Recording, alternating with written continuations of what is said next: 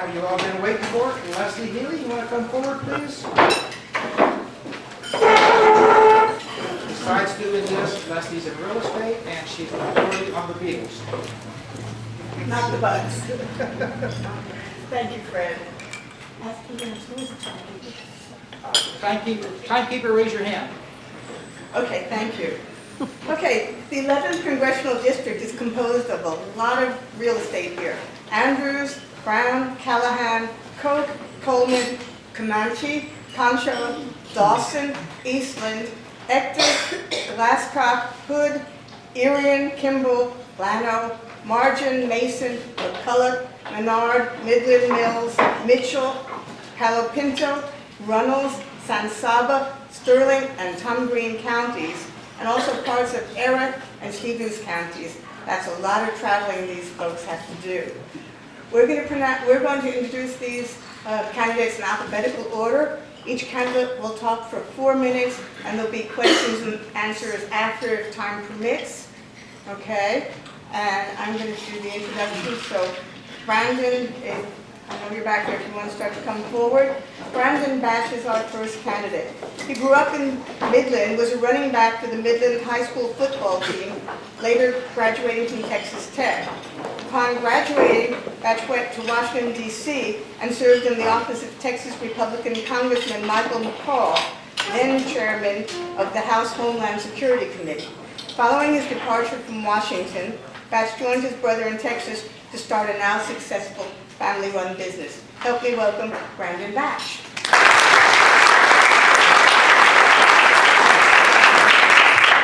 Well, St. Angelo, how's everybody doing? Good, good. I'm jealous that y'all got to sit and eat. The last meal I had was lunch yesterday.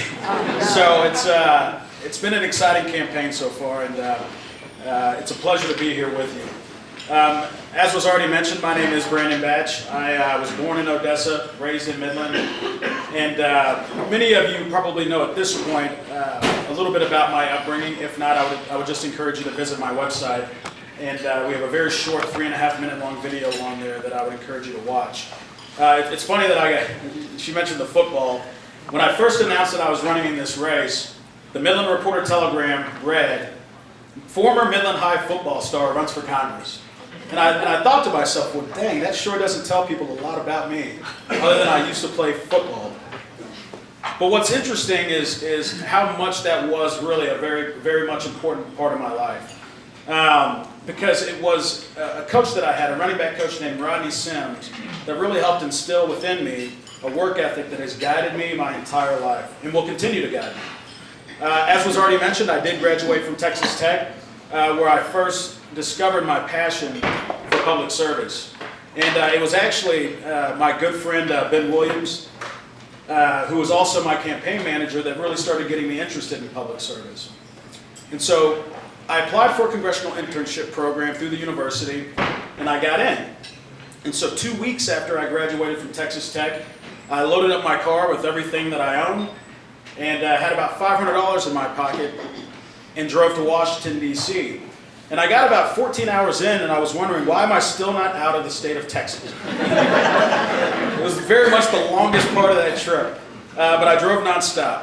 And when I got there, I was an intern for Congressman Michael McCall, who was the chairman of the Homeland Security Committee. He had just become chairman of the Homeland Security Committee, and he became chairman at a very important time. That was right when we were dealing with this surge in migrants flowing north from Central America to the United States. And it was an incredible eye-opening experience for me to be there for what was such a fascinating part of this nation's history. The first decision that I made when I got to Washington was to start keeping a journal. And I wrote about how I was never going to allow Washington to change who I was. And when I noticed those changes happening, I knew that was going to be my time to leave. And so I worked my way up from being an unpaid intern, working 2 side jobs to get myself by in one of the nation's most expensive cities, to becoming the chairman's senior policy advisor. And in that capacity, I helped draft, implement, and move legislation through the process, with the goal, of course, getting it to the president's desk. And I was successful at doing that on a number of occasions. I advised the congressman on foreign policy, defense, energy, trade, And I have a firm understanding of the political process, the policy process. I've seen why it's working, and I understand why it's not working so well. But the one thing that concerns me the most is that I fear that we're losing an entire generation, my generation, to this idea that socialism is somehow acceptable in this country. And that is terrifying because it's my generation that's going to be the future of this country. It's these bright minds in here that are going to be the future of this country. And we need to make sure that they understand what has truly made this country great, what has led to our incredible successes, but also what will lead to our demise if we're not careful and if we're not thinking about it. I certainly feel like I'm a candidate that can help inspire all generations, but particularly mine and the ones that are going to follow after me. And so what I'll ask is that you give us all your attention, all your focus, and truly think about who is the best one for this job, who is the most experienced one for Congress to get things done on day one, who is the most experienced one when it comes to being able to broaden the Republican umbrella, help keep Texas red, help stop socialism. Because I truly believe that there is no better time than now for a candidate like myself. I believe I've been told to shut up. So I will leave it there, but I would love to answer any questions that you have about me and my platform. It's a pleasure to be here with you. And again, my name is Brandon Batch. I would love your support and your vote. Thank you.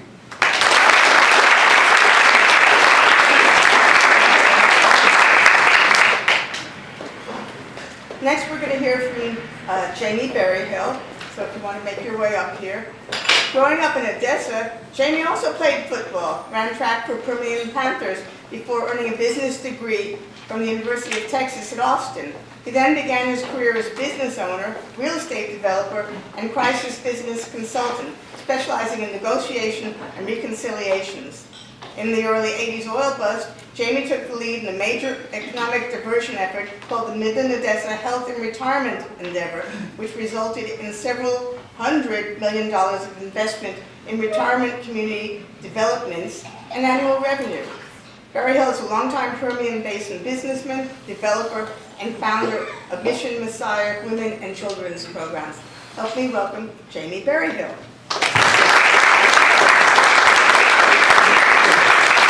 Thank you. What a blessing. What an amazing place. I love what St. Angelo has done with their downtown. And how blessed you are to have something like the Concho River out here flowing through. We don't have that in Midland, Odessa. But, you know, we are living in a critical hour. If there was ever a time that we need to open our eyes and our ears, today is the day. I believe with all of my heart that the Lord God Almighty ordained Donald Trump for this hour. I believe that He raised him up and positioned him to fight back against the train that was run amok. I believe that it has given you and me a time of reprieve, a time for us to stand up and fight against this corruption that has been working against the citizenry of the United States of America for many, many years.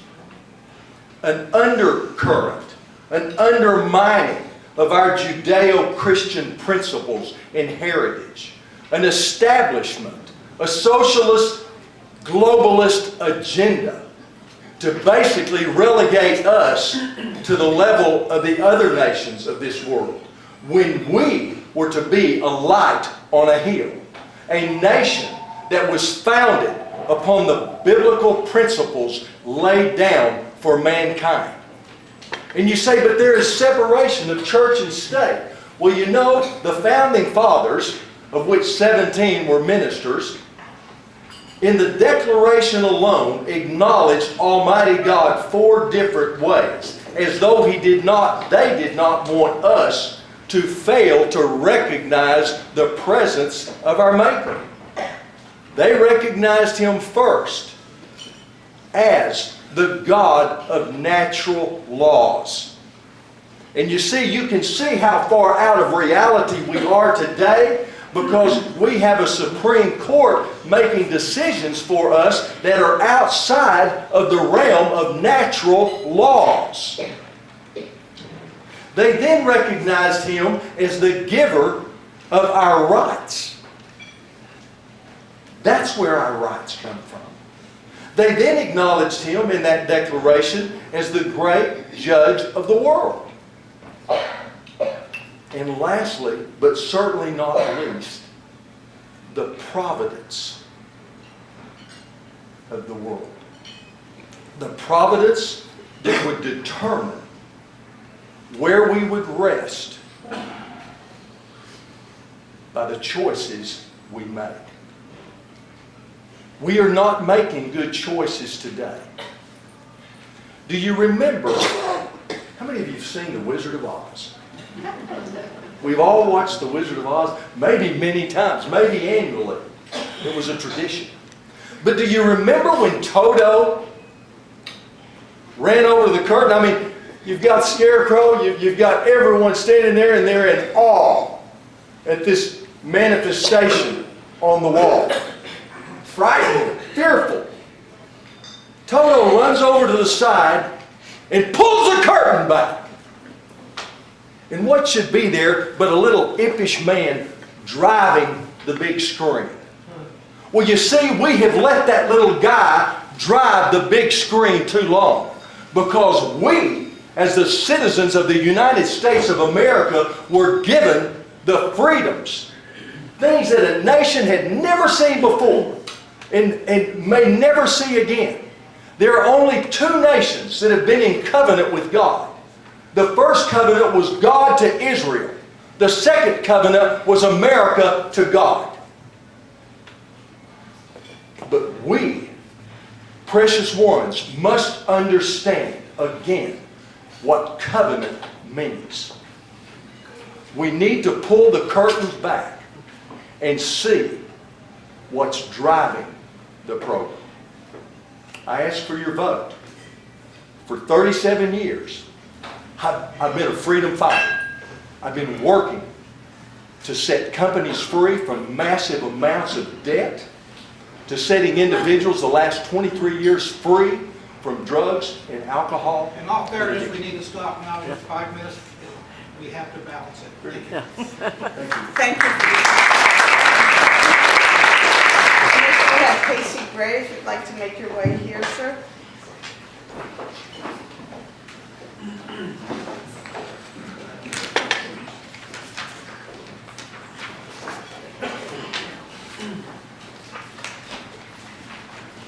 Thank you.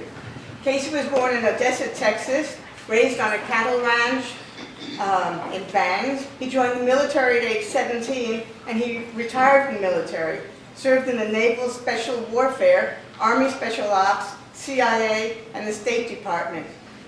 Tremendous career, 18 deployments, 37,000 combat hours, multiple war zones, and the only wounded warrior. He was injured in a CH-47 craft in 2011 and broke both arms, legs, back, crushed his skull, 24 reconstructive surgeries.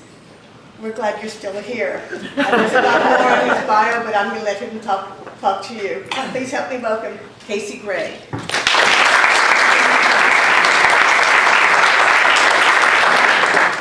First and foremost, thank you for having us. You know, I know we already did this, but could the veterans in here raise your hands? Could the veterans that served in Vietnam and past keep your hands up? All right, so these guys that are holding their hands up, what we don't realize, and I like to thank every single one of them, and I think I've tried to that are here and on my campaign trail, I thank them for their service because the Korean vets and the Vietnam vets got spit on. They were not welcomed home. And the service that they sacrificed in the last 50 years they've had to put up with that is a big deal. It's a big deal to me, and it's unfortunate it occurred. But because of their service, I got an opportunity to serve, and my children are free because of what they did. So let's thank them.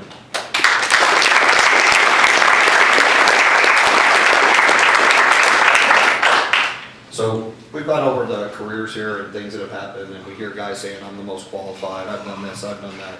It's all interesting, but none of it really matters at the end of the day until you get to see us face to face and you talk to us and make sure that we're intelligent enough to represent you and we can articulate ourselves so that when we get up there on the floor, we got to talk in front of other congressmen and senators, that we can be understood and that we can make a valid point.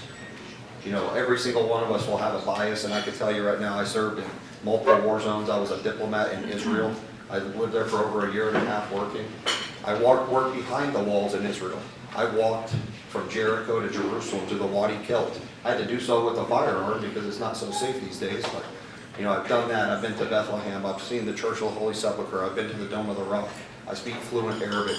I spent time in the West Bank in Gaza, Iraq. I spent multiple tours there. I've sat down and had dinner with the president of Iraq at his table, the ministers in the country. You know, a former colonel of mine told me, for the rest of your life, you don't have to wonder what you've done to make a difference, because you've made that difference.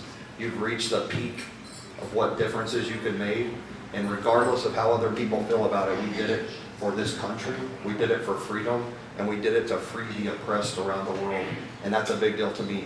When we come back here to this country, what I see and why I decided to run for Congress was I lost 2 friends in Benghazi, Glenn and Ty. Ambassador Stevens was a fluent Arab speaker that I knew. I worked with him in Israel. Smith, he was one of our techs.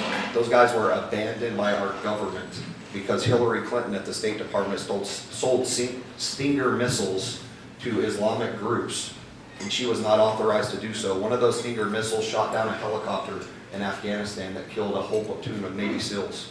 So the State Department tried to cover it up, and they called it a video that went viral and there was a riot. That is not true. Those men were abandoned by the State Department in hopes they would die. Men like August Pfluger back there flying F-22. He could have been dispatched to that area in seconds and saved lives. They decided not to do that. And I'm not saying that because August didn't want to do that. I guarantee you that August would have jumped in that plane and saved my guys' lives in a second. But the people that wouldn't allow that to happen, those are the ones that have to go. The second thing, when I was in my crash, I contacted Mike Conaway over 100 times to get him to come help me. I needed help with pay and all kinds of other issues. My family needed help. He abandoned me. He never returned one phone call. He did nothing for me. There's a wonderful woman named Joanne Powell that works in Mr. Conway's office, and she was the angel that assisted when no one else would. She should be a congresswoman.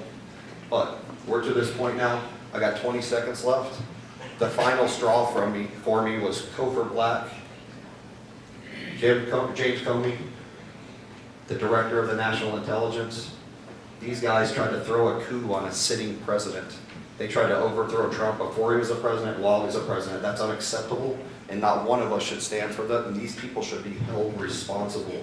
And we need men like me that worked in the National Clandestine Service, worked in special operations, to track them down and put them into the confines of justice and hold them responsible. Thank you.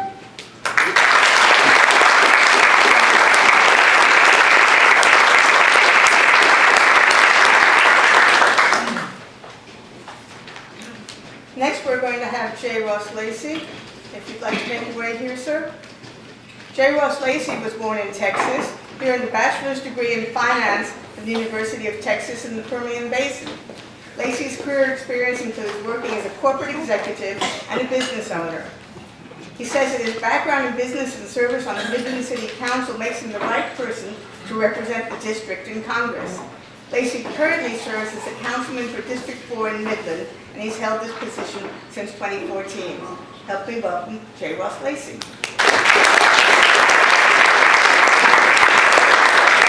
Well, thank y'all so much for coming out here on this cloudy afternoon and coming out here and all the candidates. We're all not here. There's 10 of us running. We were a traveling circus and one short of our own football team.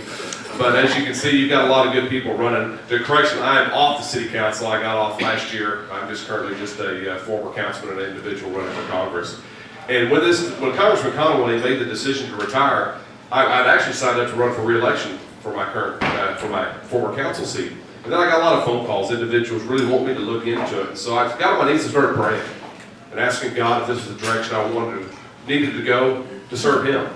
And I kept asking him, to be honest with you, I asked him to throw a brick on my head, tell me this was a horrible idea and to stay the course. But no, he kept saying moving forward. So on August 8th, we were the first to announce that we'd be seeking the Republican nomination for the Texas 11th Congressional District 1st of October, we were the first to visit all 29 counties because we were engaged and wanted to get out and talk with the voters, because I think it's critical that we send a businessman to Washington, D.C. We don't need any more individuals that want to go up there for special interest groups and not represent you. I want to be elected to be your congressman, to be the yes man for District 11, not the yes man for the Washington establishment. I will not be emboldened by the Washington leadership, and I can tell you that, I'm very proud to announce that I've been endorsed by Congressman Louis Gilbert. And so if you want to know the type of congressman I'm going to be, I want to mirror what he does. I've already said I'll join the Freedom Caucus, because I believe with the second most conservative district in the United States of America, you need a true conservative congressman. And I don't think we've had that. I don't think we've had someone that's represented your values and represented the way you wanted them to. And that's the type of congressman I'm going to be. There's multiple issues that all of us are going to agree on. Obviously, we all stand with President Trump. We all want the wall built. We definitely want our border secure. I'm a strong Second Amendment champion. I own an AR-15. I don't support the ban. Don't support red flag laws. I don't support comprehensive background checks, because I believe it's an infringement on your Second and Fourth Amendment, taking away your right to due process and giving the court system too much control over your rights as a law-abiding citizen. We know what the other side does. We know what the Democrats do. They legislate from the bench. They don't legislate from the House, because since the Democrats have taken the House of Representatives back, they've issued more subpoenas than bills passed. Because what are they trying to do? They're trying to take away the presidency that the American people gave to President Trump, because they know they can't beat him at the ballot box in 2020.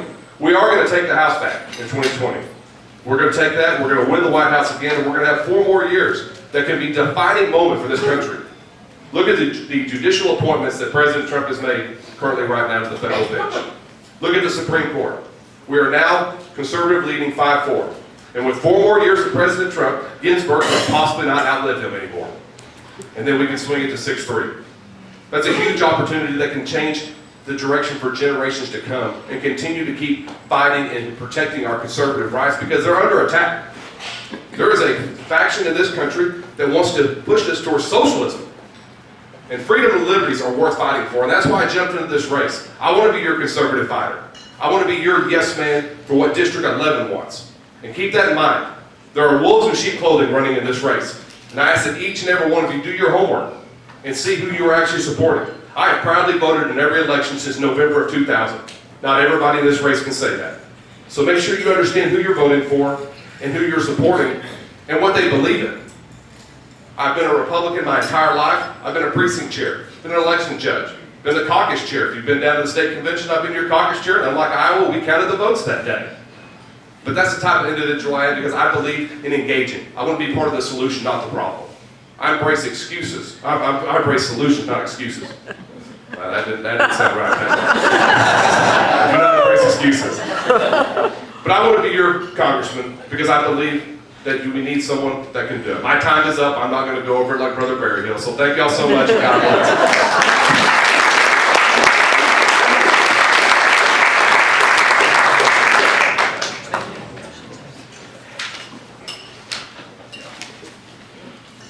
Bear with me for 1 second. Ned Luscombe, if you would be so kind to make your way here. Mr. Luscombe comes from just outside of Odessa. He was a registered nurse for 45 years, and he and his wife had a business for 20 years, Reliable Nursing. He's also a hay broker. He drives a semi, and I'm sure he'll be able to tell you a little bit more about where he comes from and what he wants to do. Help me welcome Ned Luscombe.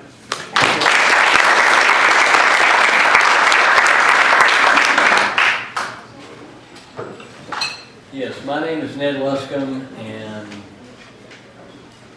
I started at an early age working.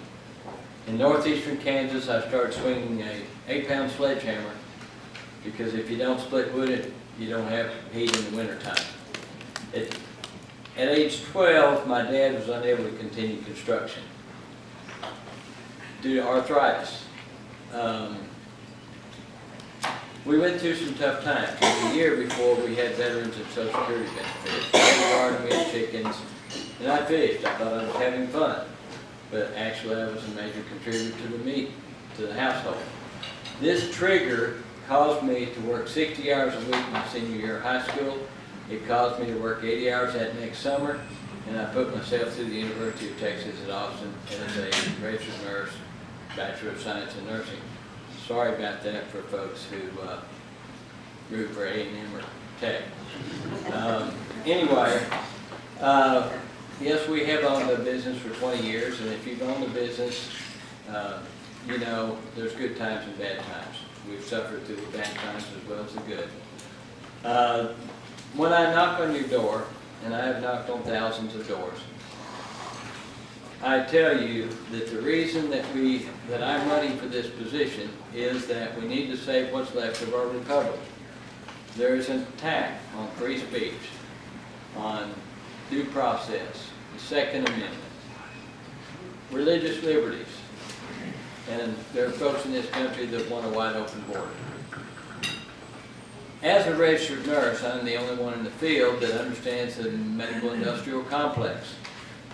We are using 3 times as much labor to do the same work as we did in the 70s.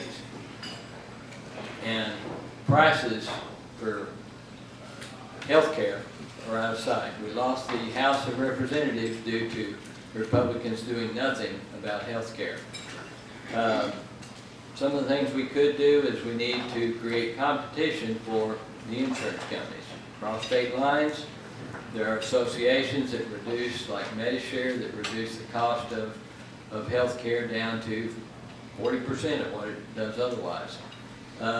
We need to lift the cap on medical savings accounts.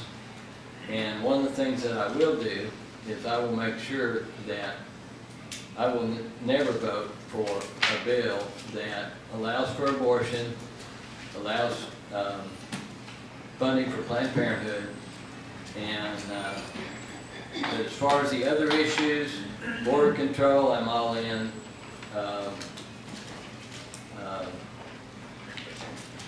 The other issue that really has perturbed me for years is the way we vote on spending bills. I hate continuing resolutions that just kick the ball down the road. I hate 1,500-page bills that nobody has time to read, and usually what happens is Republicans get a little bit of what they want, and the Democrats get everything they want in that compromise. I hate the omnibus bills. Many of you may remember Dick Armey. I am 68 years old this month. I do not want a second career. Don't need one. And so Dick Armey was called Dr. No because he voted against spending bills. I will be straight up with leadership that unless we can get back to regular order, and the people in this district, they back me up on this, there's nobody that I've talked to at the door who likes these kind of spending bills. So we need to start back to regular order, which Paul Ryan said he was going to do, and he lied. And the next thing, I'm not a politician, not a public figure. Ned, you got 5, that's it. Okay, sorry.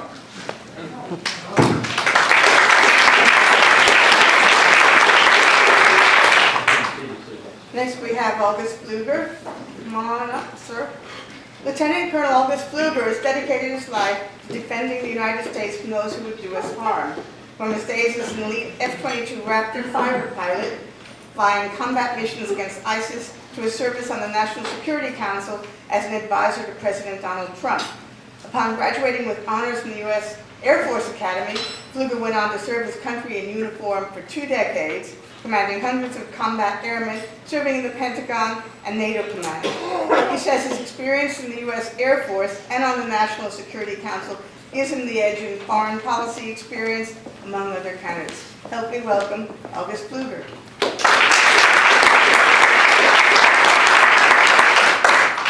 Thank you all for being here. Mr. Contreras, thanks for running a fantastic club that gets together true patriots that are passionate about this community and about our country and about what we need. The second thanks I'd like to mention is to the students from Ambleside who are sitting right over here for taking part in this process, for learning at an early age about government, about civics, about what it means to serve. And lastly, to Ms. Sherry Woodfin, thank you for being a servant. And there are many like you in this community, but thank you for your 30 years, and I'd like to give you a round of applause right now.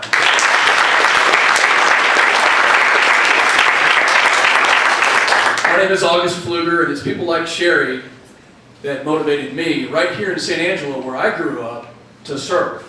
My grandfather, having served in World War II, was really the primary motivator because I saw his example as a servant of this community, which is why I wanted to serve in the military. And was fortunate to go to the Air Force Academy, received a nomination and an appointment right here in San Angelo after graduating from San Angelo Central. And like the biography said, I've spent 2 decades doing that. 10 different locations, an F-22 and F-15 pilot. Have served in Washington, D.C., at the Pentagon, and recently worked for President Trump. And what I can tell you right now is that this is a very, very important time. And we need folks like Sherry, who have a servant's heart, who are servant leaders, that can make a difference. My family is no stranger to service. My wife, Camille, and our 3 daughters, having gone around the world and seen the threats around this world that don't want this position of leadership. And I couldn't agree more with what a candidate said previously about Donald J. Trump being ordained, being the leader in the right time, the right man for the job right now to drain the swamp. He's making campaign promises and he is keeping them. He is keeping this country secure and safe. And I've had the distinct honor and privilege to fight for this country abroad. And I've seen firsthand that if we don't get a handle on the socialism and the liberal elites that are trying to take what we have worked for so long, that it will slip away. And Donald Trump is doing that. I was very proud and honored to have the president's endorsement last week. The president researches candidates, and I was one of 7 that he endorsed last week in the entire country. I take that very seriously. He takes it very seriously. And when I asked him in person, there was still research to be done.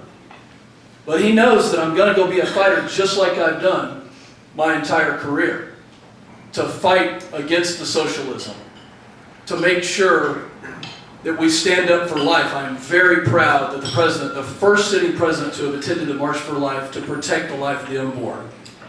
Very proud of what he's doing to protect our Second Amendment rights, and I stand with him. And after spending 20 years fighting for this country, I don't want to see an unsecure border, and I will stand for border security. My name is August Pfluger.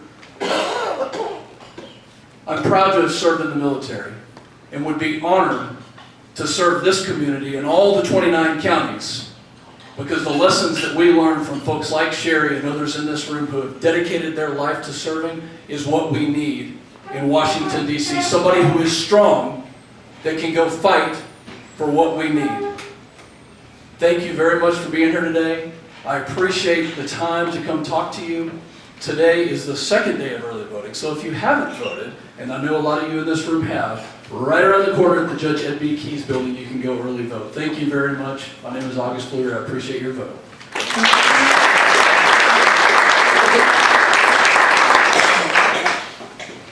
And next is Mr. Tucker here. He's not here today. Okay, I did not see him. And last but not least, Wesley Virdell, if you'd like to make your way up. Thank you. Virdell is an Air Force veteran and a small business owner, husband and father. He was born and raised in the heart of Texas. He grew up working his family's diesel repair business in Brady, where he learned what hard work really looked like, what it meant to help others. He later answered the call to serve his country and served in the U.S. Air Force, working on the intercontinental ballistic missiles as a military training leader. That means you're really tough. MTLs are tough. After being honorably discharged from the Air Force, Wes returned home to work as a diesel mechanic alongside his family, while also becoming the owner of a small trucking company. Please help me welcome Wesley Virdell.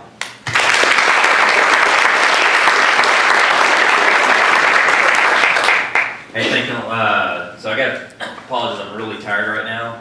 Last night we were in Andrews, Texas, and I got a call from a customer that I forgot to ship something out to them. And I'm committed to our customers. I ended up doing 600 miles last night. I went and delivered it to them north of Fort Worth and then had to come to Brady. But with that, I guess I get to use that as a political point. That's the same kind of commitment I want to take to Washington for y'all. That's what I believe in, is actually going as far as I can to get what we need to do done. My beautiful wife back there is Sarah, and she doesn't like me embarrassing her, but I'm going to do it. So. And we have 3 boys, ages 15, 13, and 8. I'm very proud to be from Brady, and Brady's been my hometown other than military and college. And actually, I went to Angelo State here before I joined the Air Force, and the recruiting station right here is where I went and signed up, and I'm proud to have done that. So, I'm going to say probably some radical things maybe, but government's not the solution to our problems. I'm absolutely frustrated with government. We're supposed to have a limited federal Republican government, not a nationalist government. We have a government that literally everything in here right now is regulated by the federal, what's supposed to be the federal government. I'm a Jeffersonian Republican, and I believe truly in the values that he stood for. When it comes to the border, I think that anyone who comes over here illegally should be charged with criminally trespassing and immediately deported out of here. And I think if they do that twice, that they should be treated once again as criminals. Probably a felony. Democrats won't like that because then they can't vote, I guess. But anyways, they shouldn't have the right to apply for citizenship after that. If they can't follow basic laws, I don't think that they should be here. Our border, we absolutely have to secure it. Actually, I just found out today that my wife's uncle is over in Arizona building the wall right now, which is pretty cool. And I got pictures if anybody wants to see that. One of the problems we have is we can't just build a wall across the entire thing. We actually have a river that we can't just block off. So we need to put manpower there, and we need to quit giving money to our enemies and bring that money back here and focus on manpower and technology and the wall where that wall is appropriate to be done. When it comes to pro-life, our personal story is we had daughter Dylan she was born at 22 weeks pregnant, and it was a stillbirth, and that was actually here at Community. And anyways, that was a real baby with real fingers, fingernails. That was a real baby. Democrats will tell you that that's a parasite living on a host and that it's okay to cut that baby up. So that's either evil or ignorance, and that's what we have to fight till the day I die. Even if you don't elect me, that's one of the things that I'm passionate about. When it comes to the Second Amendment, those who have the guns control those who don't.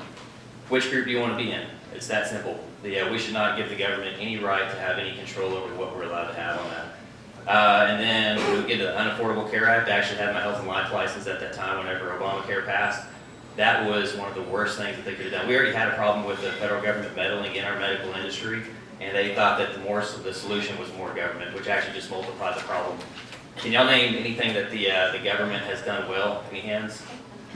No? Okay, so basically, that I want the federal government out of our lives, out of our businesses. As a small business owner, I know what it's like to be forced to be a tax collector against my will, and I know that the government is afraid to go directly to those citizens to collect taxes from them because they know that they'll vote different. I want the government out of my industry. Every industry that the federal government has gotten in, they make worse. They make it harder for us to make a profit. They make it harder for us to actually get things done. As far as transportation goes, the Interstate Commerce Clause was to enable free trade among the states, not to restrict it to where we can't get anything done. So what you can tell is I'm not anti-government, I'm not an anarchist, but I am a minarchist. I believe in extremely small limited government. I think my time is almost up, so I'm going to go ahead and end there. And I actually have to leave a little early. We've got to be in Granbury here in a few hours, so I don't get a lot of sleep right now. But I had 1 hour. Anyways, if y'all can ask me questions, or if I'm not here, just reach out to me on Facebook, and I'd love to answer them for you. Thank y'all.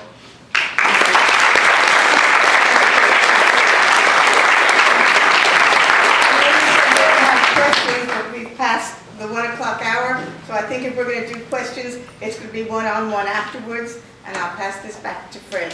Thank you. Thank you. Listen, I think